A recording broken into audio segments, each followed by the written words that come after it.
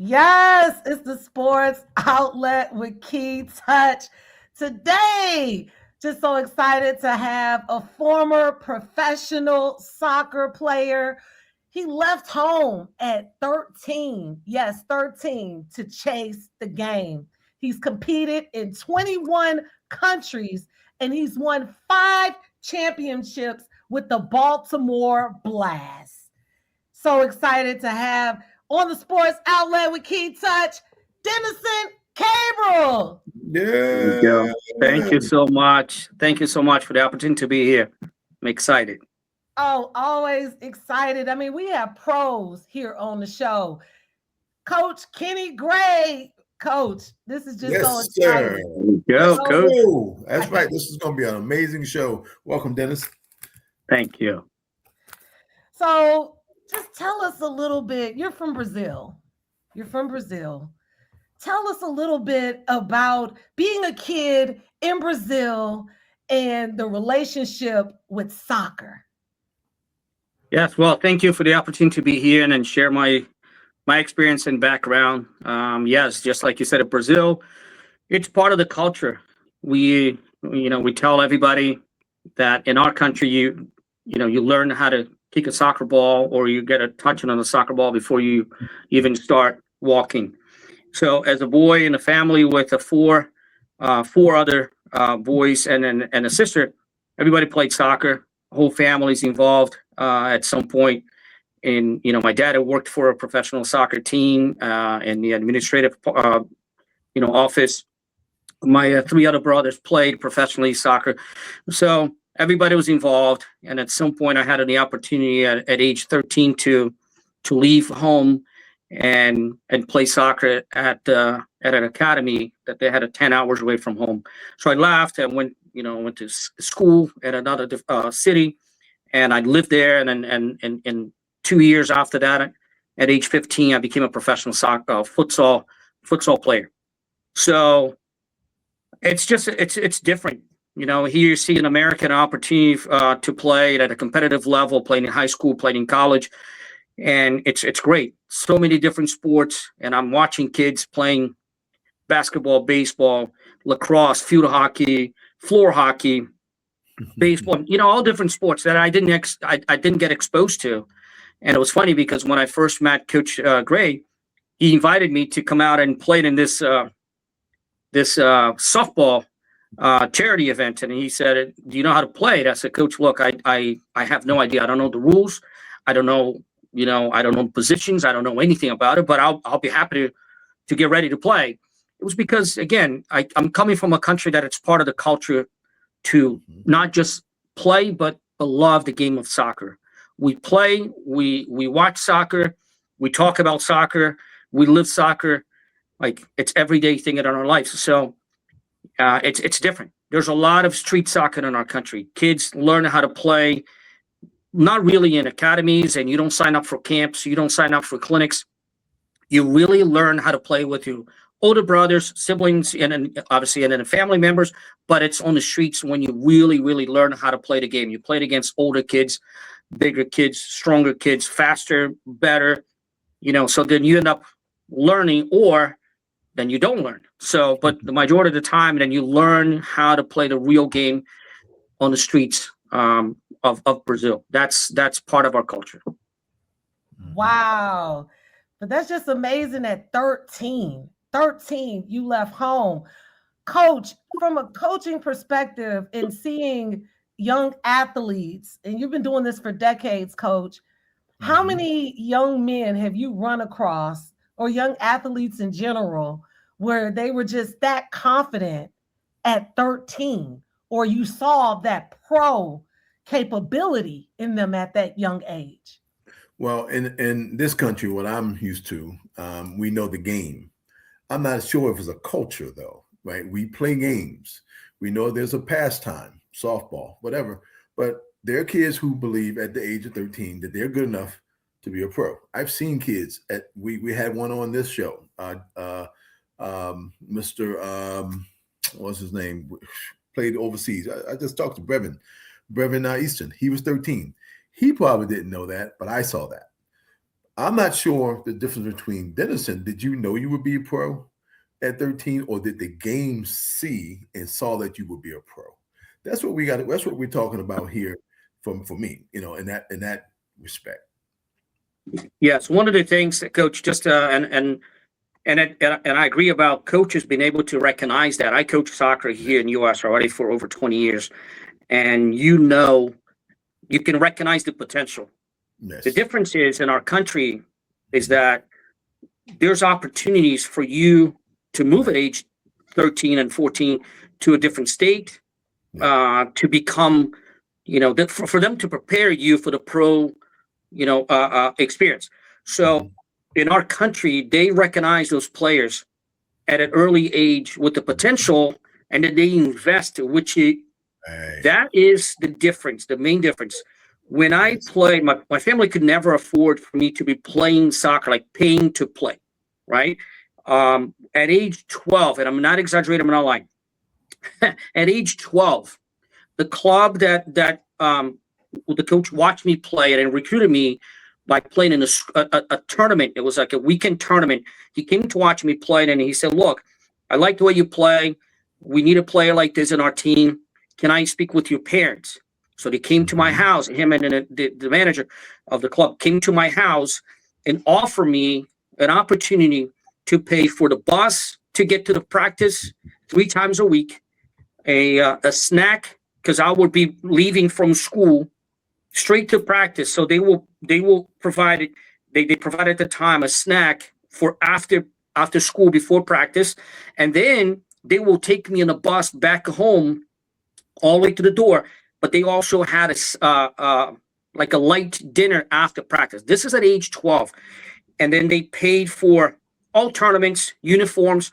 They gave us 2 pairs of shoes for the season, 1 for practice, 1 for game. I didn't have to pay for uniforms. I didn't have to pay for coaches' fee or anything like that. It was all taken care of at age 12. It wasn't just me. That was the setup, and that was the instruction that we had for the youth futsal in our city, and then it was all over the country. So then I was playing a tournament at age 13, and the game was live, broadcast live. It was a final game. So another coach from one of the top futsal academies in the country watched the game live, and then he contacted my parents 2 days after and said, "Look, we'd love to have Denison being part of our academy, and this is how it works.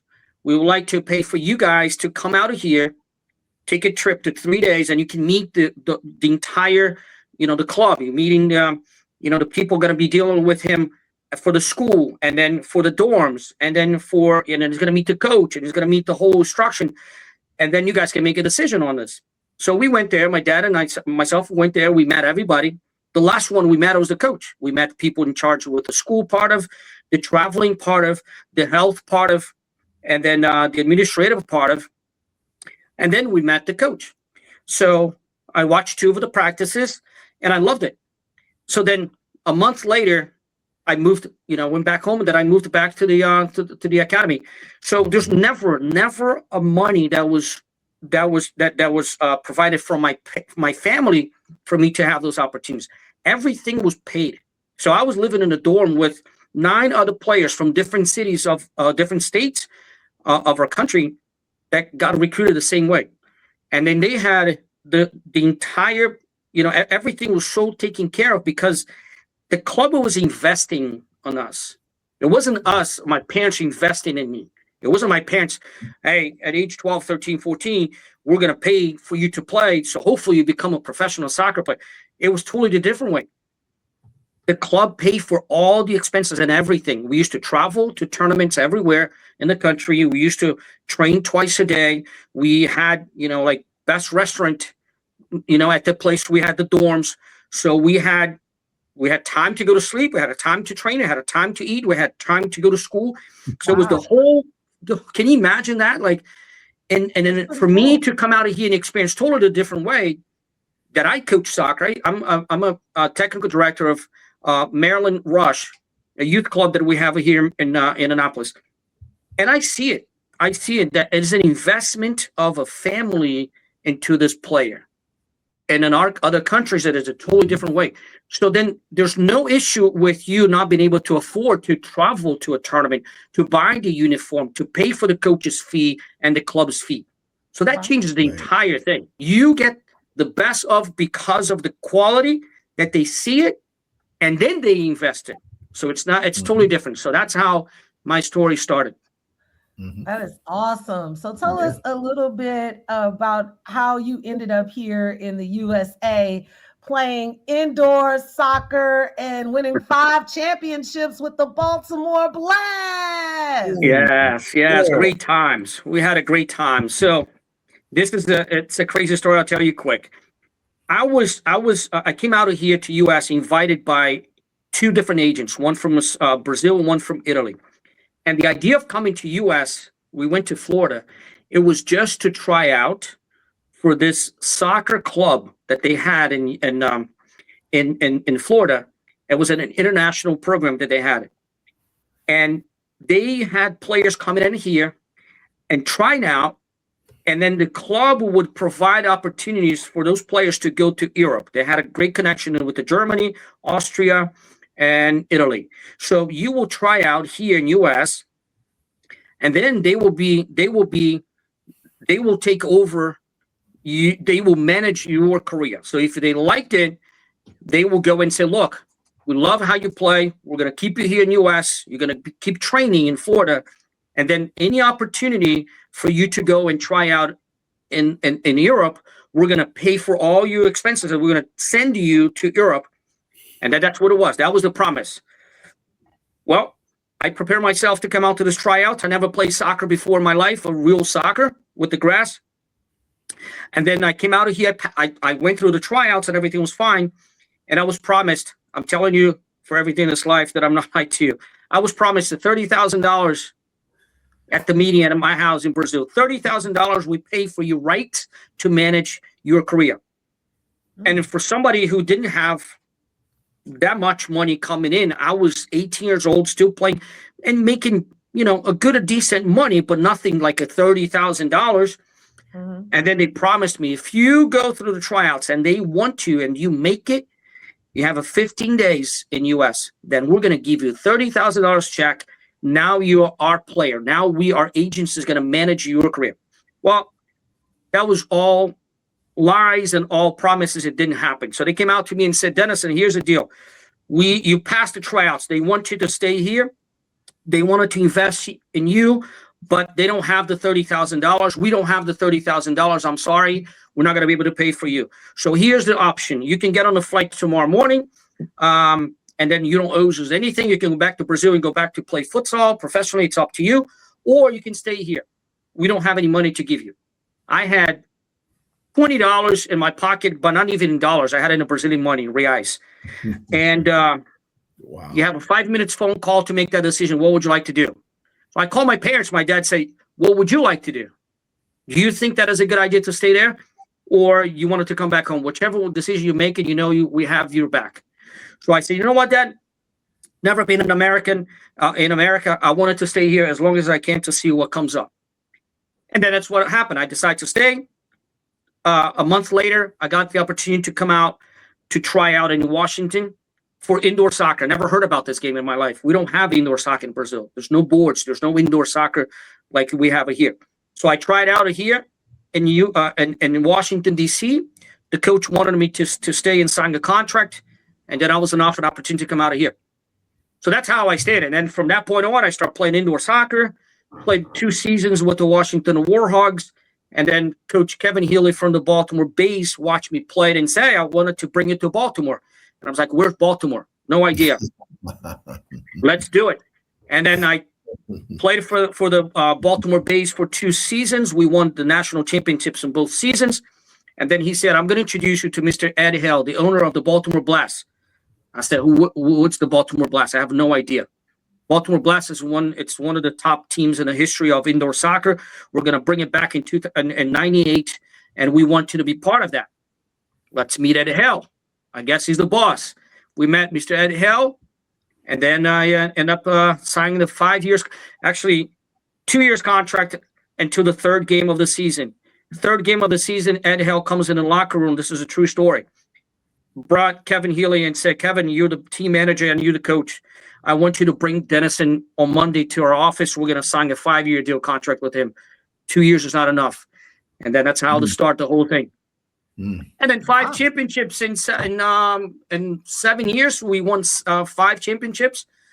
And that's how my story started in Baltimore. And you are a Hall of Famer.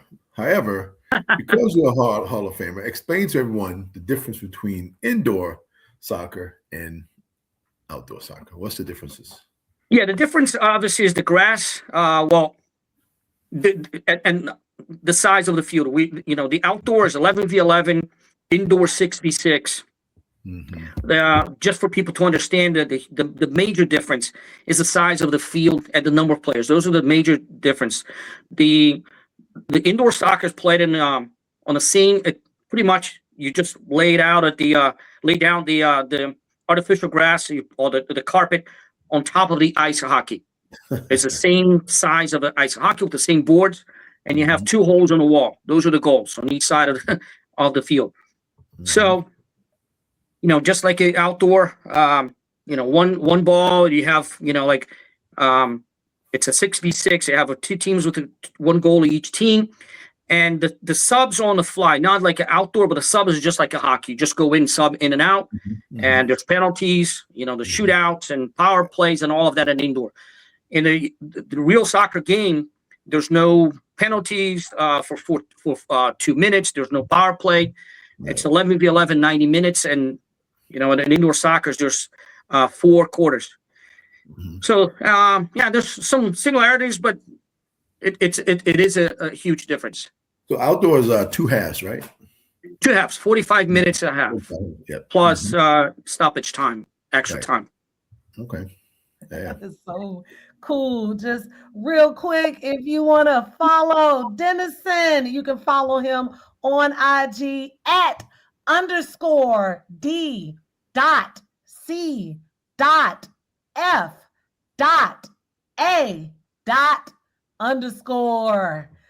Yes.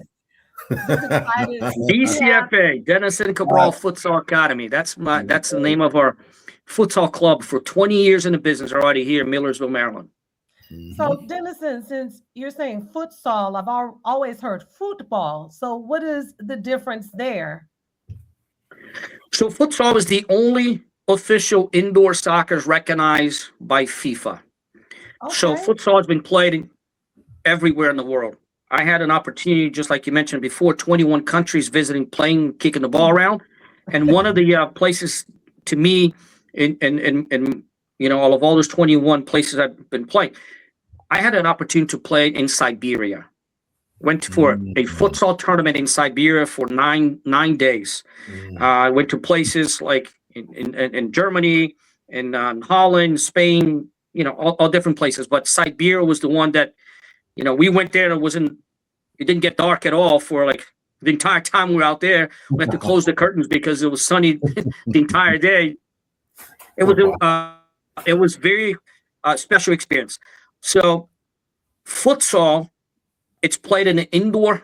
Well, it started with the indoor, and it's played almost like in a basketball court, pretty much. That's how you describe. And it's a 5v5, smaller side, small goals, and the ball is smaller than the size 5, size 4, and it's heavier. That doesn't bounce as much, and it's all about technical skills. It's all. It's just almost like.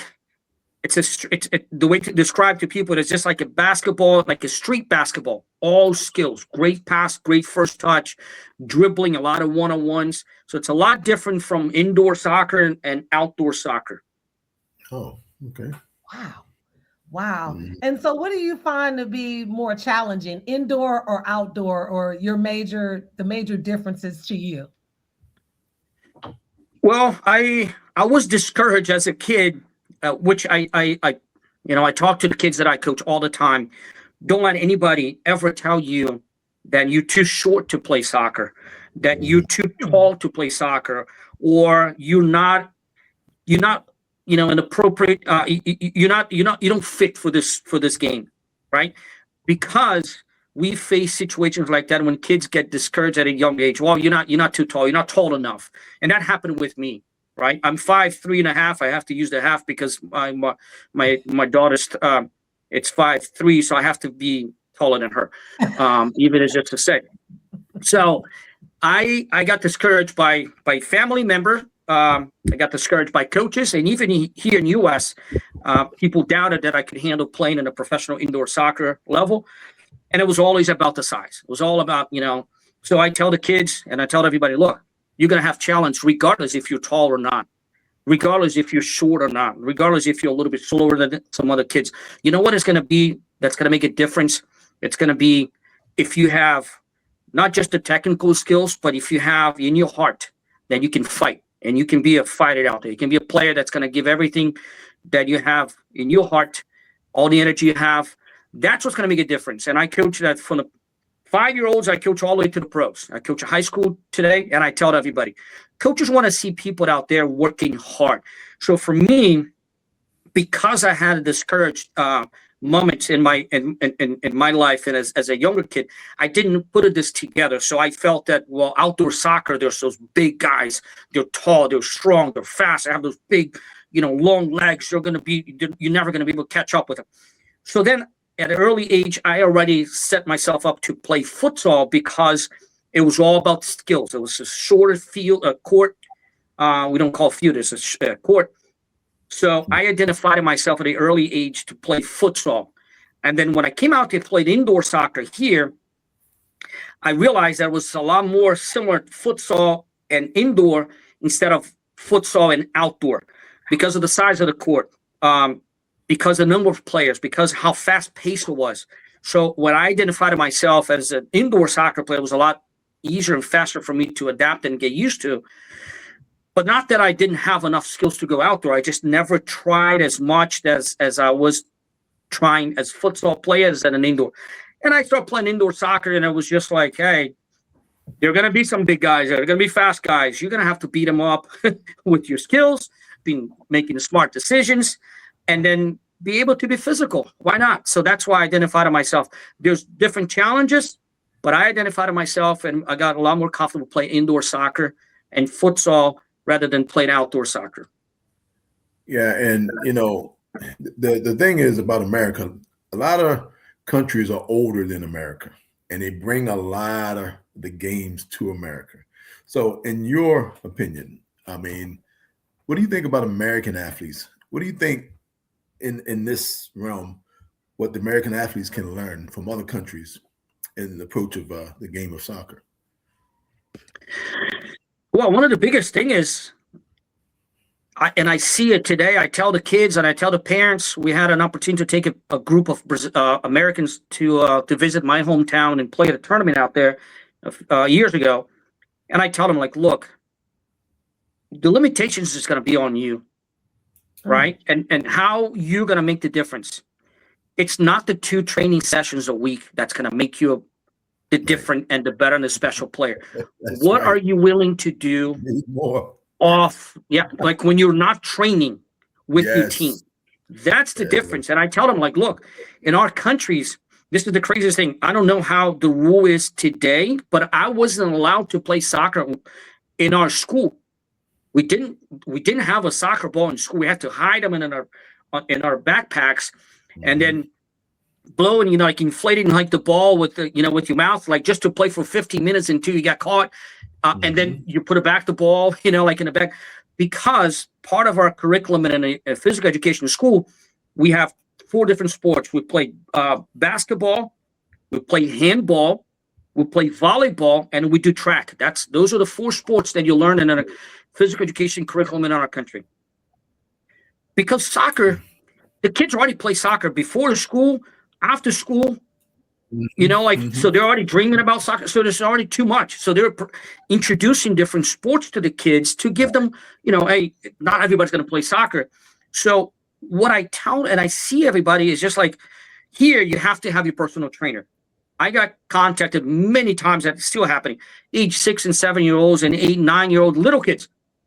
Hey, coach, can you train my kid? Like, seriously, a 6 years old, you're like 9 or 8 years old. You need for your kid to have a personal trainer, right? Hey, it's a business. If people take advantage and they take the money from you.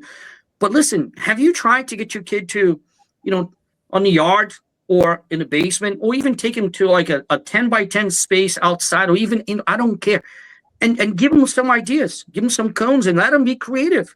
You drop off your kid to play a pickup game. That's the difference. That's the difference to me. That's when you learn. And I don't see those opportunities as much as we see in other countries. We close streets at home, right? We play soccer with kids that they're like 3 or 4, 5-year-olds, difference. We play with adults, and you just learn from the streets. You learn how to become tough. There's no referees, so you're not going to be whining around about the call that you're not going to get it.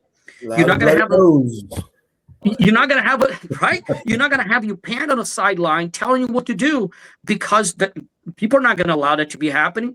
They're not gonna allow people coaching your kid on the street, right? And then those are the things, the elements that makes the difference. And I tell everybody, it's part of the culture. You guys here have to have everything structured. You have to have the perfect Bermuda grass. You have to have the official size of goal. You have to have the official and extremely expensive shoes to play with. We played with bare feet at home, by the way. And then you have to have the Nike, the Adidas, the Puma, like brand new soccer ball. Like, you have to have all that set up for you to feel like you're part of the sport. That is just like setting you up for, to me, is just to spoil in you. You got to like grind. You have to go from nothing to build up to what the pro's going to have. You can't be a pro. You can't have the setup as a pro when you're a kid, because then you're never going to know what it really takes to get there, right? So to me, that's the biggest difference, and that's what I tell my kids. I say, look, you think you're going to play at the level that you wanted to play by practicing twice a week, an hour and a half session or 2-hour session? You think that's it? That's going to do it? And I have parents going to a soccer store and buying the shoes that professionals use. Listen, get the $15 shoes, the $99. Don't buy the $300 shoes, because your kid needs to feel it, that he needs to earn the big stage. He needs to earn that. But here, the check would do the check of the credit card, paying the fee, that would do the trick, because you're on a team.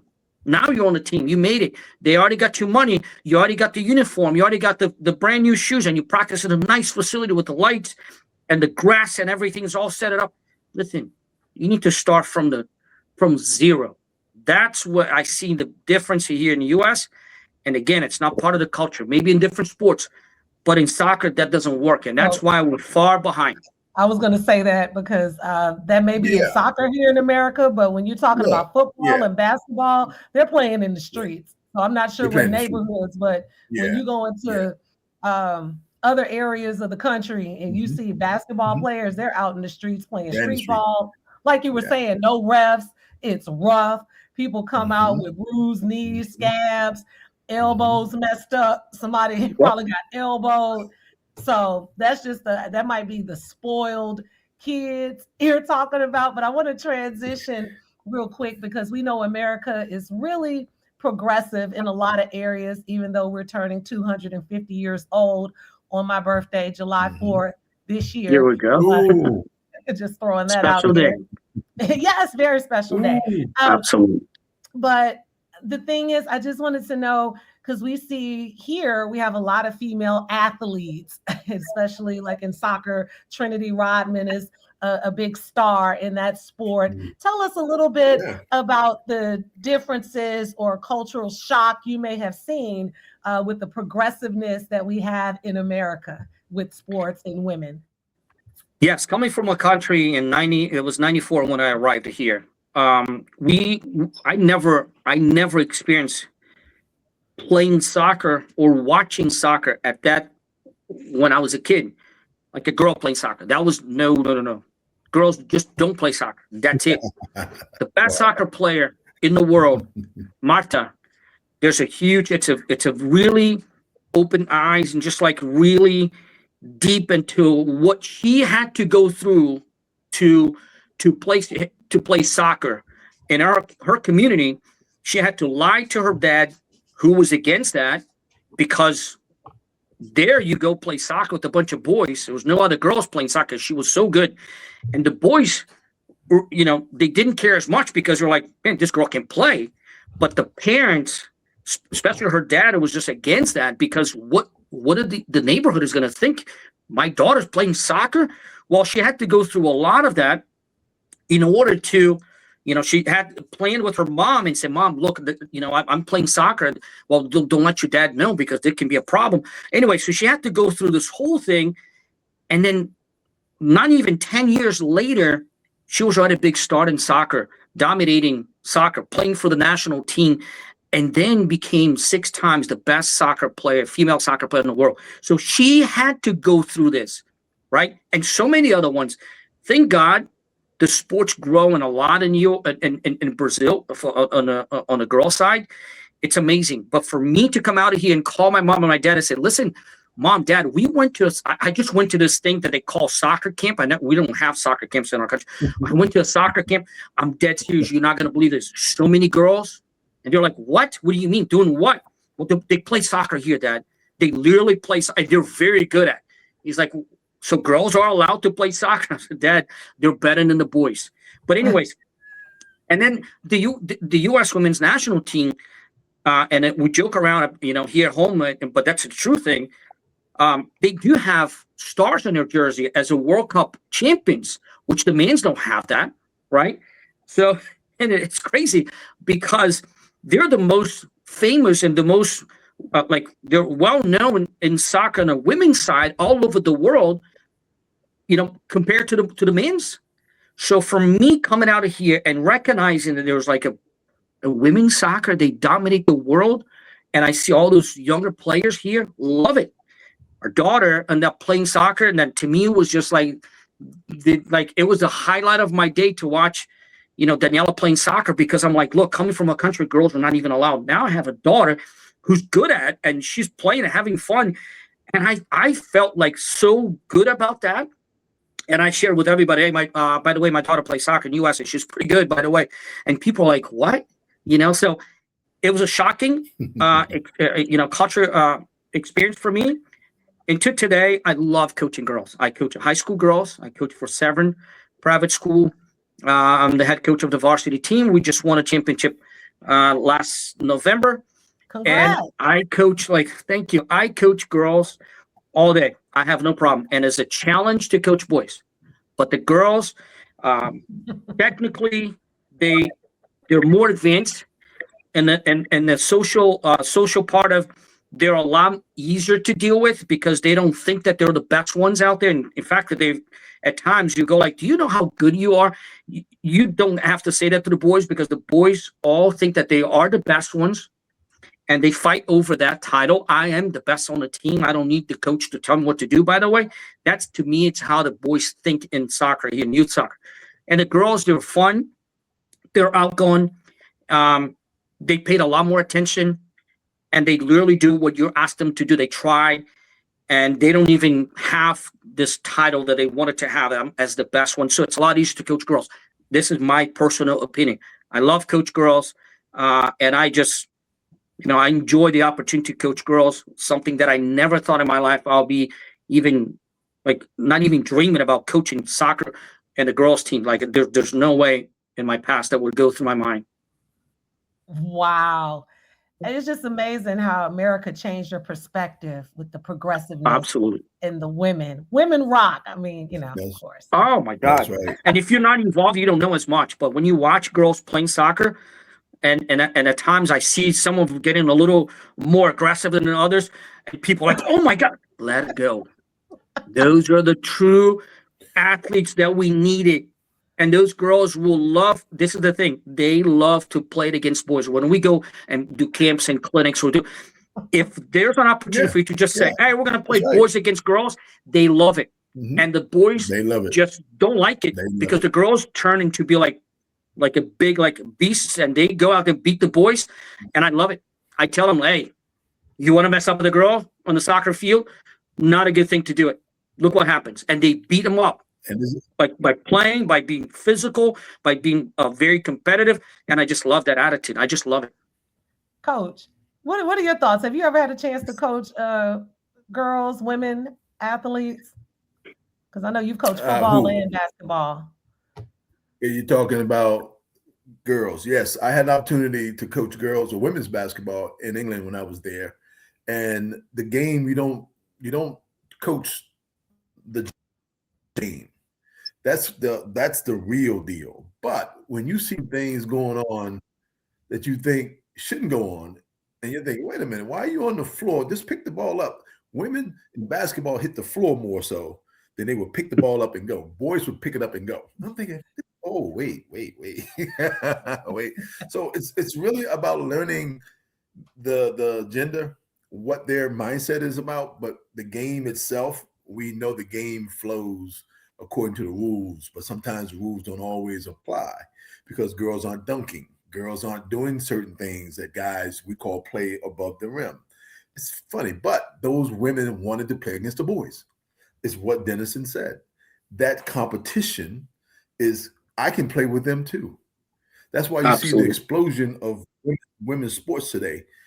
It is an explosion on every level in every sport right now. And they're talking about, women's flag football this year in the Olympics. So you know what's happening right now. It's a lot of this going on, Kei-Touch, Oh, yeah. And I mean, I just have to add this bit of history to why I believe that women just come out swinging, not just in sports, but in business.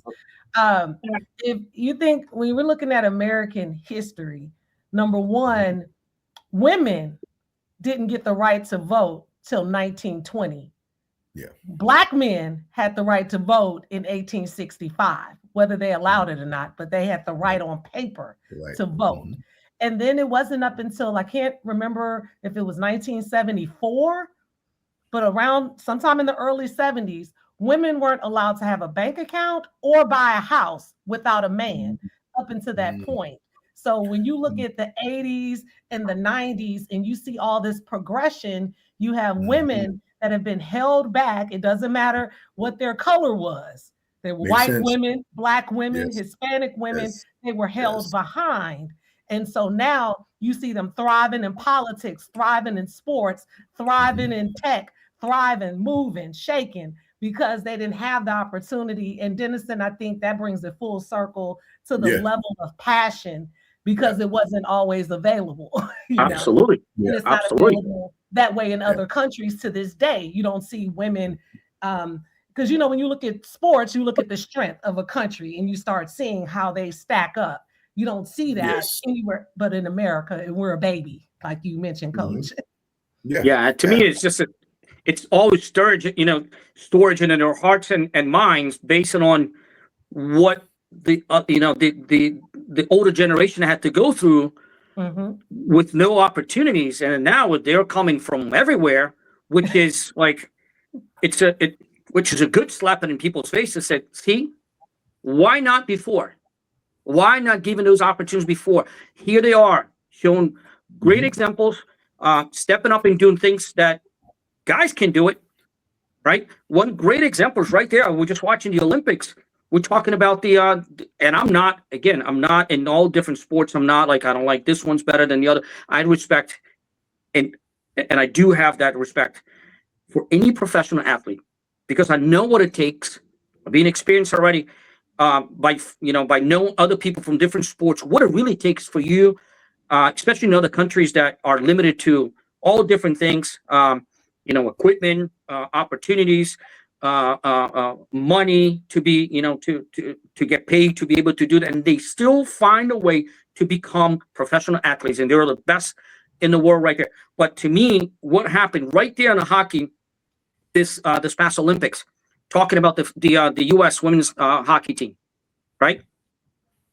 Why they don't get the credit that they earned, right? That's, to me, is one good example right there. Why that we don't respect and give them the credit that they deserve? Because it's the same as with the soccer, women's soccer. The men's soccer is so far behind in U.S. that the women's are not. It's not. We can't even put it both to talk about soccer together, because it's not even fair to the guys. Do you want to open your mouth as a when you don't have a good positive history at all. And the ladies are here for years dominating the sport.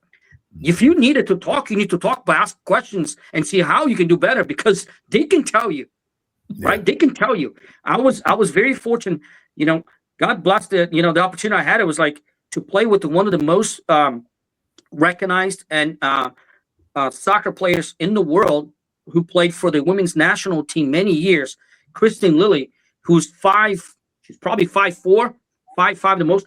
And I had an opportunity to play with her, train with her, and see, like for myself, like this, she's one of the top players in the world. She will come to a practice. Another one, a head coach of a women's soccer at Navy.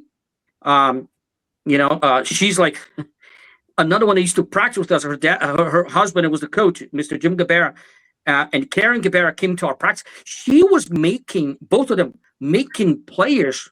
Some of those guys are tough guys, thought that they were the best, making a lot of those guys look really bad technically and physically.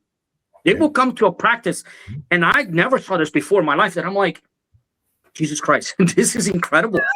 Like, right? And to me, it's just like, why not take a time out and say, look, let's not look at it the gender.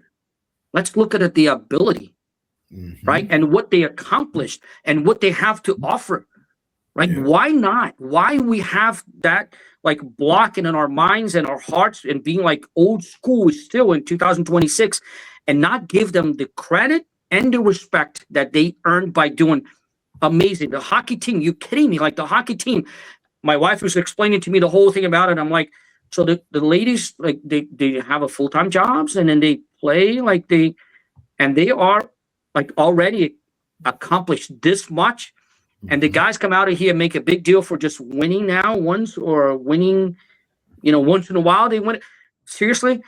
Well, 40 plus years. 40 how in the world that we can explain that to somebody? How are you going to tell your daughter, so, well, Mom, Dad, how can we be like a superstar? Well, unfortunately, we have to go through a lot, and hopefully you're going to get the best of years to come.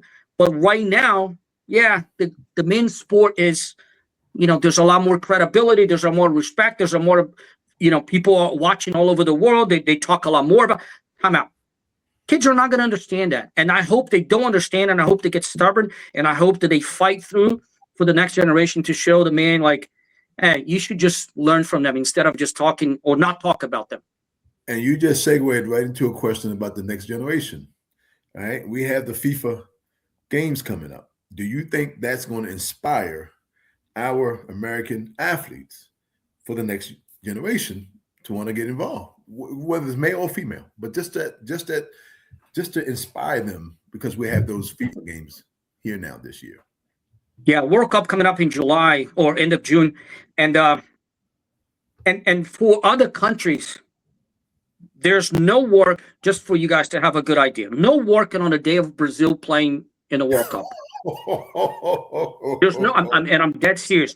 If the game is at, and I'm dead serious about this, and this is like the Brazil play at night in evenings, in exhibition games, scrimmages, and things like that, because one of the main reasons, it helps them to not stop all businesses during the day. If it's a 3:00 game, don't go to a bank, don't go to a federal or state or because people will not be there.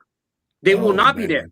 If businesses have to open during the day, and then during the, because also the time when Brazil played, in the different tournaments, where the difference of time, if there's a game out there in the middle of the day, then the office needs to be open. There's going to be people watching TV while they're helping you out in your business or whatever they have to do. The bank, they're going to have it in the bank, the TV right there, and there Brazil lose the game because the bank might close. So that's how much people do in other countries. So coming to U.S., I hope that people can see the energy.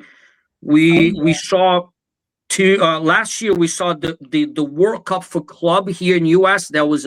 It was amazing, the opportunity to see the passion for other countries to come and watch their teams playing here. And now the World Cup, this is it. This is like a Super Bowl every day when there's a game happening. Like people say, oh, Super Bowl is a big deal. Great. God bless you. I love the passion. I'm all good. I'm learning about how important it is the commercials, how important it is the halftime show and all of that. I love it. Right. But you guys can experience when you go to the World Cup, it's a Super Bowl every day. If there's a soccer game for the World Cup, it's a Super Bowl somewhere in another country. Every day. Oh my goodness. Yeah. It's been so much fun. Denison, before we let you go, I want to do a quick rapid fire segment. Just tell me the first thing that comes to mind, okay? Don't think about it. All right. All right. You speak Portuguese, Spanish, and English.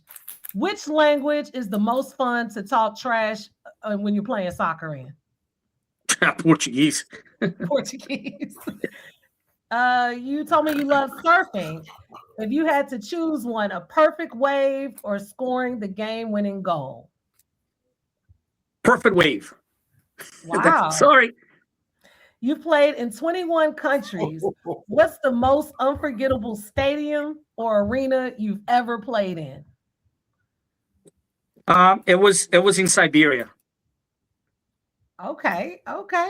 That was fun, but I want to know more about that. Why was that so much fun? I know you won a championship out there, but was that the reason or was other reasons as well? Well, because the whole thing, the preparation for us to get to the country and to understand that we go to a country where I'm like, well, everybody's like, why we're hosting a tournament in Siberia? Well, because they do have a professional futsal team there. And the atmosphere was different. For us, it was like people at a hotel following us all the way to the arena. They wanted to hear the English. People are like, hey, in their own language, can you say something? And they wanted to be with us while we were warming up. The people wanted to do, they wanted to stay close to us, wanted to ask questions. So it was such a huge and a different special experience for me because I knew outside it was sunny at 10 o'clock at night. We're playing and it was sunny. And it was like, so this whole thing made it to be like an unbelievable experience for me. Wow, that is just so awesome. Denison Cabral, it's been a pleasure, such a pleasure to have you. And we're definitely going to have you back because we want to talk more about the Youth Futsal Academy and what you're doing for the youth out there. And we might have to bring your better half on to help us out with that. Oh, she would love to be part of that. Played in high school, played in college, played futsal and coach soccer. Yeah, the whole family. That's how we end up meeting. My wife and then there's all soccer in our house, in our lives too. That is awesome. Go ahead, Coach. And if you don't see her on the show, you'll see her on June 13th out there. Oh yeah, she'll be there. She'll be there in the football versus football for sure. Yeah, I wanted to thank you guys so much for taking for giving me the opportunity to share the experience and share this some information that people probably know me but don't know about my my past and how we started and everything. But thank you so much. I appreciate it. It's awesome to be part of. Oh, we appreciate you. And again, to follow Denison on Instagram @_D.C.F.A._.